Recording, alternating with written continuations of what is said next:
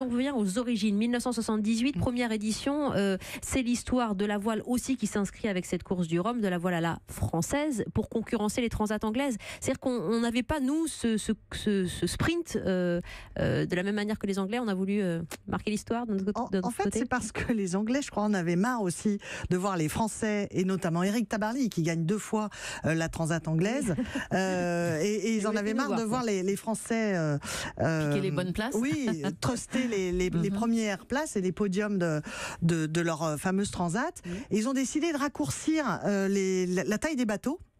Et à ce moment-là, eh bien, il y a deux personnes, dont le frère d'Olivier de Kersauzon, qui se sont dit, mais on va en créer une à la maison de transat. On a d'excellents marins. Pourquoi ne pas en faire une? Et là, il contacte le publicitaire, le frère de Micheline Dax d'ailleurs, et associé de Bruno Cocatrix, Michel Etévenon, qui est publicitaire et qui dit banco.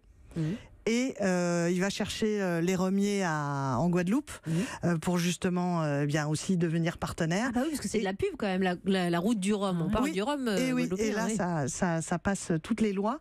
Et c'est comme ça que naît cette route du Rhum, qui en 78, dès sa première édition, va rentrer dans la légende de la course au large. Ah bah oui, avec tous les grands marins sur le départ, de Kersauzon à Poupon, Marc Pajot, mais un manque. C'est Tabarly.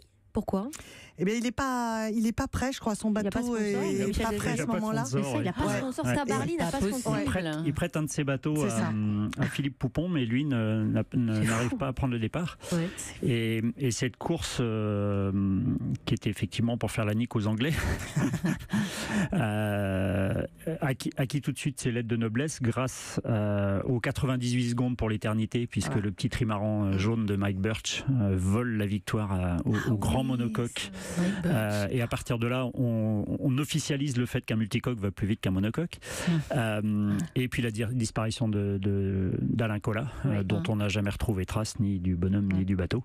C'est une tragédie parce que c'est la première édition en plus de la route du Rhum. Vous imaginez le drame aussi pour l'ouverture de ce qui devait être quand même une fête de la mer. Avec ces derniers mots d'Alain Colas, il n'y a plus de ciel, il y a des montagnes d'eau autour de moi. Et avec cette chanson de Gainsbourg et Chanfray.